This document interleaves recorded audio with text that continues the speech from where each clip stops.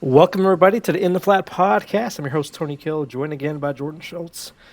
So, we're bringing you this midweek update just to kind of dive into some news, some updates. We also have some bowl games starting back up starting tomorrow, and there's a bunch of games on Saturday. So, we can talk a little bit about those, talk about news, obviously anything from NFL draft declarations to transfer portal to hires to you name it. We'll talk about it today.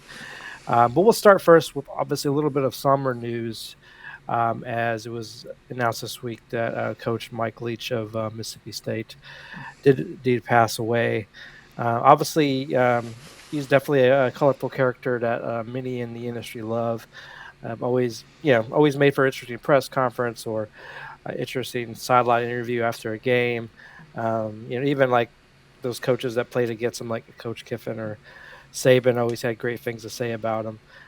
Just some of the things I'll call his accomplishments. He made Kentucky an offensive juggernaut. He helped jumpstart Bob Stoops' tenure at Oklahoma. As a head coach, he produced winners at places where it's supposed to be difficult to win. That's Texas Tech, Washington State, and Mississippi State. All the while, talking about crazy things from pirates to Geronimo to candy corn to anything you can name. He always had a colorful, you know, history of funny things to say and keeping people engaged. So, any thoughts from your perspective there, Jordan, on Coach Leach? Well, no, just sad to see. I think like you said, a huge character that really, just had fun with his interviews. Had fun. He just seemed like he was a fun guy to be around, and had some really weird coaching things. I mean, with all this happening this week, just seeing on Twitter all the things what he did and all that. The big one that kind of stood out I saw that was that he signed or he brought onto a team a just student that kicked a field goal during halftime Oh to get yeah, money yeah, off free rent, and he brought him on a team, and that kicker didn't miss a field or extra point that whole season. So just things like that. I think we're really gonna miss the offensive firepower that he brings. I don't remember the stat. He had like some crazy like led FBS in total offense, at three different schools, and I just think we're gonna miss a lot of that, and I think Mississippi State's gonna miss a lot of that, and I think it's just gonna be hard to replace a person of that caliber, a person of that just with that character, and it's gonna be a hard thing, and I think it's hard on a lot of just a lot of coaches out there right now, a lot of fans. It's hard. It's a tough thing to see. It's a tough thing to go through. yeah, no, for sure. Um, all right. Speaking of Mississippi State, let's get into some happier news for the team. They did promote their defensive coordinator Zach Arnett to be the head coach on a 4-year deal. He was elevated to interim head coach, obviously, after Mike Leach was hospitalized on Sunday. He was the defensive coordinator, linebackers coach in Mississippi State from 2020 to 2022, and so it was definitely a players' favorite there to get this job. So nice to see him coming in there. He is a young coach, so you got to hope he can. It won't be an overwhelming first job for him, but got to hope he can come in there and do a good job there. And on top of that, they decided to play the bowl game. The players are 100% behind playing for Coach Leach because that's what he wanted. So, any thoughts on those two pieces of news, Jordan? No, I think it's a good choice for Mississippi State, especially with the big openings out right now. Still, and just it'd be hard to find a coach, and I think getting it's for them right now. I think it's keeping their players instead of going to that transfer portal and having those players go to the transfer portal. I think they want to keep those players, and I think this hire is what that's going to do. And I think playing the bowl games a good sign, and it's a good thing for Mississippi State. Like you said, I think Mike Leach would have wanted that. I don't think he would have wanted his players to sit out and not play this bowl game, which is, this is one of the only games that you play all year that is nationally televised and anyone can watch. And I think Yeah. that's a thing that he likes. He wants his players to be seen. I think he was a player's coach, but also a coach's coach. I think he was an all around, coach. Yep, no, he was. I mean, yeah, definitely. So, well, definitely root them on in the bowl game because I definitely love to see them do well because I know that as a young man they're probably going for a lot with their head coach passing away. So definitely will be a team I root for this year and in the coming years as well. All right, let's talk about some other bits and pieces of news here. Um, the California Board of Regents approved UCLA's move to the Big Ten in 2024 by a vote of 11-5. Um, they will have to pay a tax called a Berkeley tax, which could be anywhere from 2 million to 10 million, to provide it to California to make sure that they can maintain their current level of support for the institute there. So no surprises there, but just wanted to pass along to the audience. Let's talk about some other news here. Tennessee wide receiver Jalen Hyatt is entering the 2023 NFL Draft. He is skipping the Orange Bowl. Georgia starters Ladd McConkey and Warren McClendon not yet practicing. Kirby Smart says they've been out for a little bit of time here. Ladd McConkey was the team's top wide receiver during the season, and Warren McClendon, the starting right tackle, left the SEC championship with a non-serious knee injury. You got to hope that they come back because these are two big weapons, I think, for Georgia's offense there. So, any thoughts on those two stories? No, no, and I don't know if you did see today came out. Aiden O'Connell is going to the Oh draft. yeah, The quarterback from Purdue.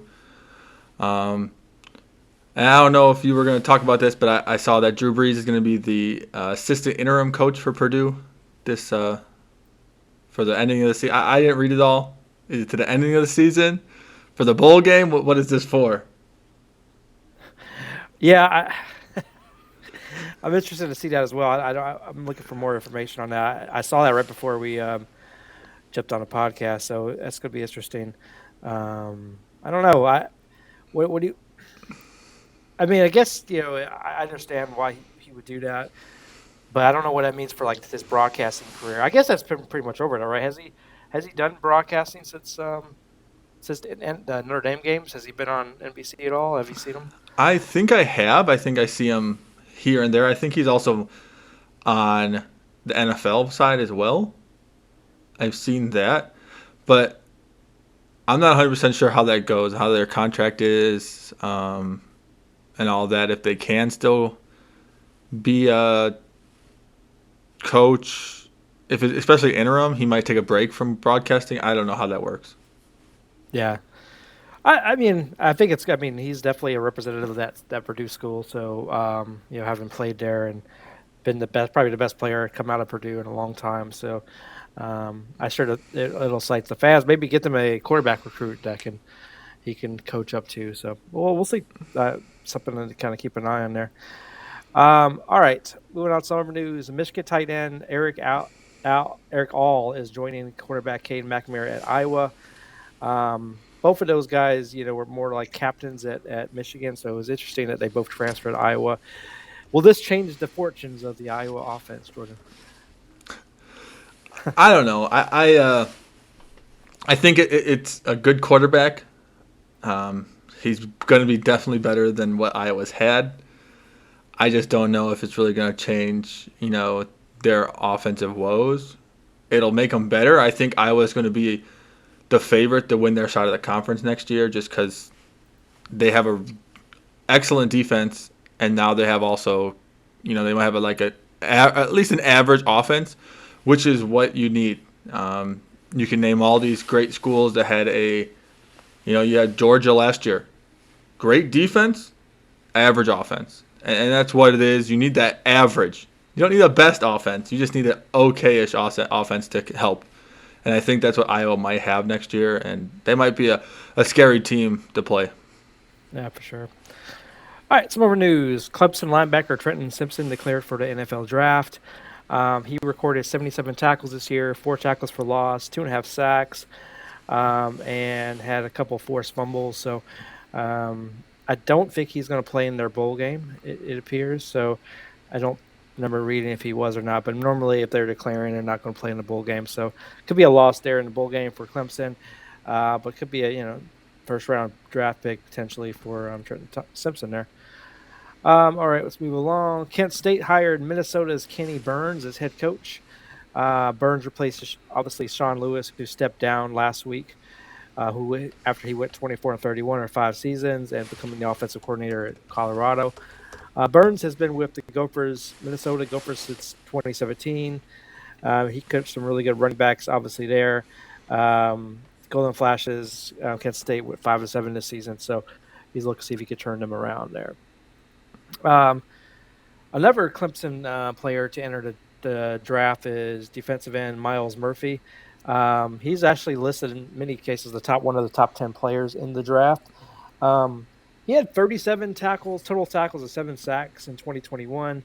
He followed that up this year with 40 total tackles, including 22 solo tackles and 6.5 sacks. Honestly, though, I know everybody's like raving about him. I know he's had some injuries, but he didn't make the impact I thought he was going to make coming out of high school as one of those top defensive players. So I'll be interested to see how he does in the NFL. But again, never lost there for Clemson for their bowl game.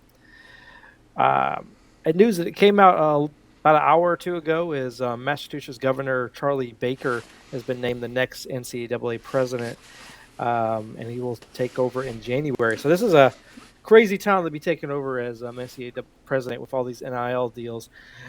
I don't know if you saw, obviously we're Notre Dame fans. I'm not sure if you saw the stuff about Peyton Bowen last night, Jordan, on Twitter. But Oregon, it's been kind of disputed by him, but the rumors came out that Oregon offered him $2 million to come and flip from Notre Dame to Oregon. Oklahoma has been rumored to match that, and the rumors right now is he's going to flip to Oklahoma. So a lot of these things are happening where you have these commits that normally would go to a particular school, but now they're getting offered these crazy amount of money that they can't turn down, and they take the ride there. In some cases, it may not be as much as we're hearing, but I'm sure they're getting some kind of major NIL deal. So hopefully, Mr. Baker here can do something about this NIL, but I think this position is pretty limited. What do you say? No, yeah, and I think it's a good choice. I think with having an outside eye on things. I read that he never coached, he never had an education background, so I think it's a big step in trying to get this crazy mess of NIL under wraps, trying to figure out how to get it fixed in a way that can benefit the players and everyone. And I think it might backfire, but we don't know. We honestly didn't know that the NIL was going to do this year. We thought it might be a little different, but hey, we never know what's going to happen. And I think it's a good outside view on things that's coming in. Yeah, because the inside view hasn't helped, right? So maybe outside view will do something different here. All right. We talked about Bobby Petrino last week. He has been hired, but as the offensive coordinator at UNLV, so he did not go to Texas A&M. I think the backlash that they started hearing probably helped push him away there. But he's back in the big ranks after being in FCS for a while, back in UNLV offensive coordinator. I could see him turning that into a UNLV head coaching job down the road if he does a good job with the offense there. But, hey, I don't know if I would have hired him if it was my choice. But if you're UNLV, you probably are desperate for some good things to happen there for your program. As far as a little bit of recruiting news, Ohio State picked up yet another 5-star wide receiver in Jeremiah Smith. He chose the Buckeyes over Alabama, USC. He's the top wide receiver in the 2024 class. He joins the top quarterback in the 2024 class. So now they have the top 2 players in the 2024 class in Paoli and Smith here. So Ohio State continues to get the good recruits, even though reports came out this week that they lost 5-star recruits because they don't have the NIL money to pay them.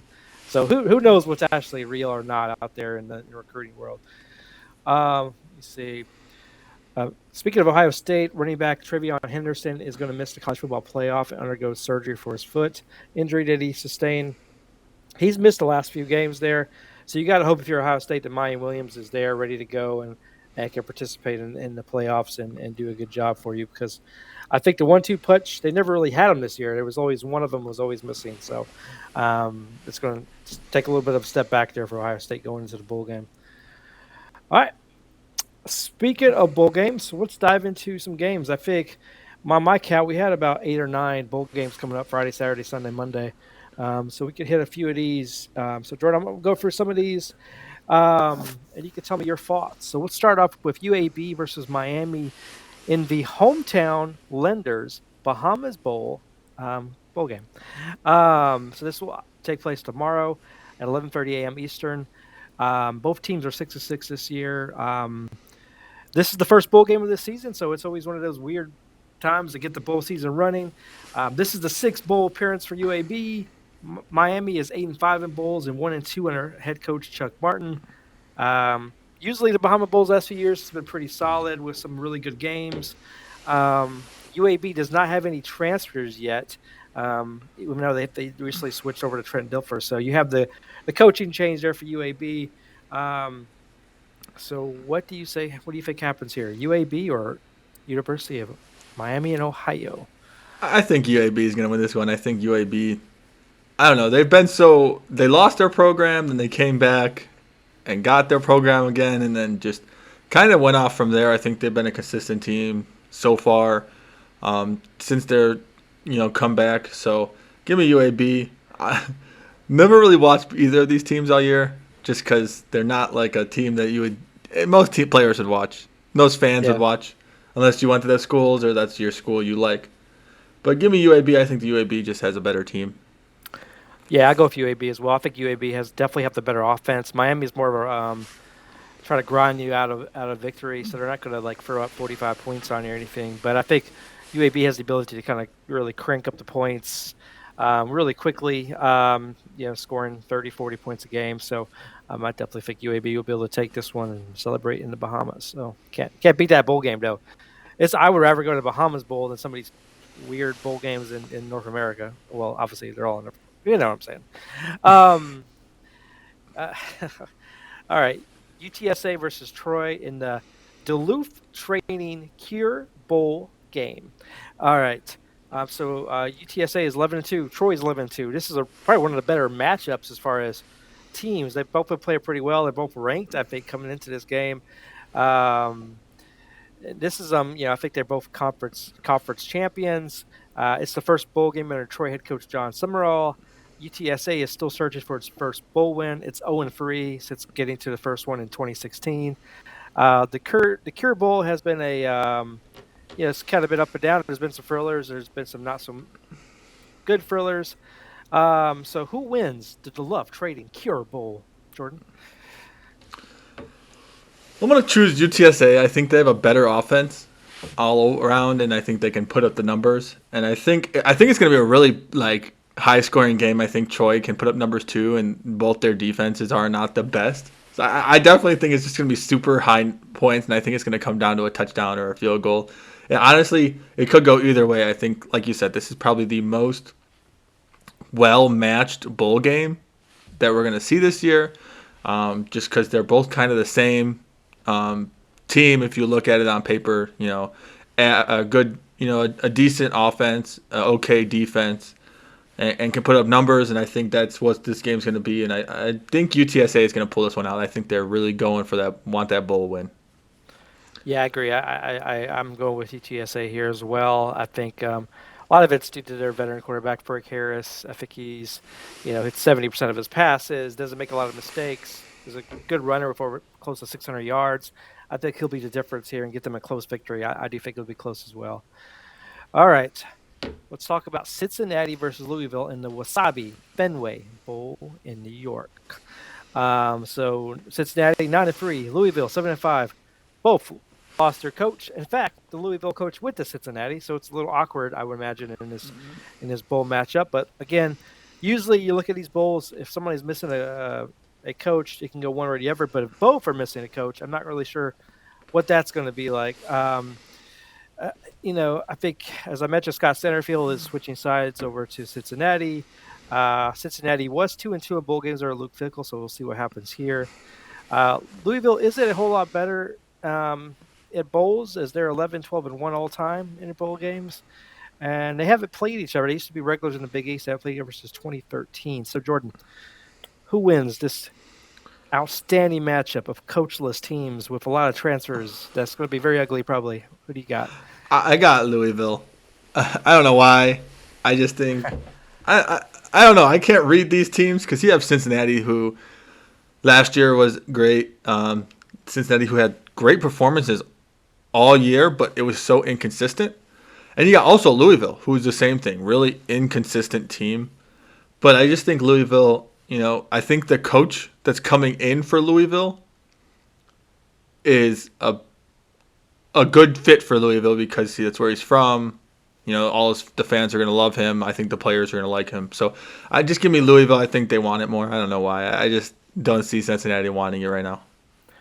I have Louisville as well. I think we're going 100% on these picks, but I think Cincinnati's offense looked a little bad, and with their coach leaving, I just don't know if it's going to get any better. Louisville has been kind of up or down, but I feel like they're a more explosive team, so I think they can win this one. It may be more of a grinded out game just because the player is missing, but I think maybe Louisville will get this win. So I don't know. It depends what's left of these teams when the time they play. All right.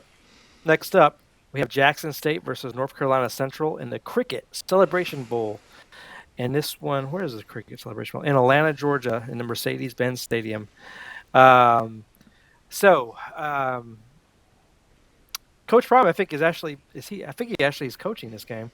If from what I read, so I think Coach Deion Sanders is coaching. This will be his last game. So he wants to get them there and get the win because I think they lost last year to South Carolina State in the bowl game when they got to last year, 31-10. So he wants to kind of wrap his career up with a victory there. So we'll see. North Carolina Central, it's lost 2 early games, including a loss to South Carolina State, but it ended up with a strong season, 9-2, and so this is going to be an interesting game. I don't know as much about these outside of Jackson State, so that's where I'm leading because Deion Sanders is going to coach this. He's going to be motivated. The players are going to be motivated to get this win, so I'm going to go with Jackson State. But who do you got, Jordan? Oh, I got Jackson State. What kind of question is that? I think Jackson State is going to blow them out. I don't think it's going to be close. I think Jackson State is just a better team. They have better players just because of what Coach Prime did, bringing those players over. So just give me Jackson State on that one. All right. Now let's move on to the Florida versus Oregon State game in the SRS Distribution Las Vegas Bowl. I think we can have a whole podcast just on these bowl names. Obviously, this is in Las Vegas. It's Saturday. It should be nothing else. You get to visit Las Vegas to hear these players. But it'll be the first Power 5 versus Power 5 matchup of the bowl season, so that's something to get excited for. Oregon State played really well at the end of the season. Florida the wheels came up a little bit, and I think Anthony Richardson's already cleared for the draft, if I'm not mistaken. So he's not playing, I don't believe. So if that's the case, I would say Oregon State. The way they played at the end of the season, I think they'll continue that and get this victory. But what do you say, Jordan? Yeah, Oregon State. I think Oregon State right now is the better team. I'm not 100% on their players who are opting out or going to the draft, but like you said, Anthony Richardson already declared, and I don't think he's playing this bowl game. So I don't know who Florida's backup is at all. I don't know if they really even had a quarterback in the beginning of the season anyway. But Oregon State by 1,000. All right, 1,000. Okay. All right, now let's go to the Washington State versus Fresno State game. This is the Jimmy Kimmel LA Bowl. So Jimmy Kimmel has a bowl now. When do we have the In the Flat Bowl game? Is that coming next year, you think? And get that in the budget? Soon. We'll get it in the budget. Okay. So Washington State 7-5. This is my team. They lost some games down the stretch. Now they kind of fell apart a little bit. Fresno State 9-4. There's a good chance. So this might be the best bowl game of the first weekend here. Both of these teams had some up and downs, but they both played a little bit up to the competition, a little bit down to the competition. Fresno State has won 3 straight bowl games, including 2 of the last 3 under Jeff Tedford. It's just the second LA Bowl, as the first one was canceled in 2020, and the other one last year was Utah, surprising Oregon State. So, who do you got here? This is an interesting game. I think both teams could be a little bit motivated to come in and play pretty good here, especially with Jimmy Kimmel hosting them. So, who do you got? This, like you said, this one's probably one of the closer games we're gonna have this weekend. It's so hard to choose because we just look at it. They both like lost to the same teams. They look like they both beat the same teams at some point. So I don't know who I could choose to win this game. I I mean I know you're gonna pick Washington State Oh yeah, because given. that's your I just school, got to live up to my billing in the beginning of the and, season. and I definitely think I'm gonna pick Washington State. I think Fresno State's probably gonna be a little tired still. They played their conference championship game. Washington State's gonna be a little more rested, a little more ready for this game, and I think they want to win their last game of the season in this bowl just to complete their season. They started off strong. They beat teams we did not think where they were going to beat. Ending of the season kind of went down, so I think they want to finish this season strong. So Washington State. Yep, I agree. All right, let's go to Rice versus Southern Miss in the Lending Tree Bowl. This one is going to be played out in Mobile, Alabama. Um, so this one is with Rice 5-7 versus 6-6 Southern Miss. There weren't quite enough eligible teams, so the Bull Types had to dip into the academic progress rate among the 5-win teams, and Rice was on top of that list because obviously it's one of the higher academic football schools out there. Um, Southern Miss isn't exactly rolling into this, but it was able to get the job done with a win over ULM to break a 3-game losing streak and get bowl eligible. So these teams are not great. Is my kind of takeaway just kind of into this game. So roll the dice. Who do you got, Jordan?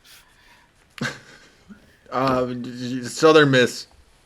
I just think Southern They got Miss. more wins. So They got more wins, and they didn't get. They didn't. The committee didn't take a hat, shake it, pull his name. Oh, Rice, you're in. So right. I think Southern Miss. Yep, I agree. I'll go with Southern Miss. All right. Next, we have an interesting game. We have BYU at SMU in the New Mexico Bowl, which is obviously in New Mexico. Um, it's the last game for BYU before going off to the Big 12 next season. BYU was a relative clucker in last year's Independence Bowl loss to UAB. I just don't think it wanted to be there. Will it want to be here this year? It's been kind of an up and down season for BYU. I think it's a nice way to kind of end the season for Rhett Lashley and his second season for SMU. They won 4 of their last 5 games, and the offense started showing a ton of firepower there. Interesting matchup again. I think both teams are 7-5. Both had weird starts to the season. BYU was a little more hot to start. They ended the season a little more lukewarm. SMU is the opposite. So, who you got going in this one?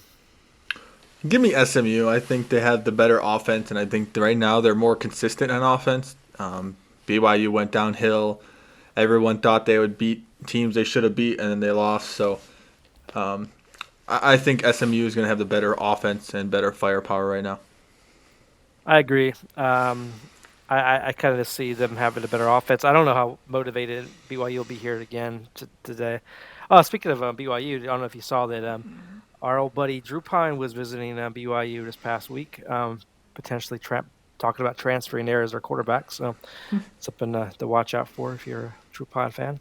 Girls Cup out there. All right. Next up, Boise State and North Texas in the Frisco Bowl, and obviously in Frisco, Texas.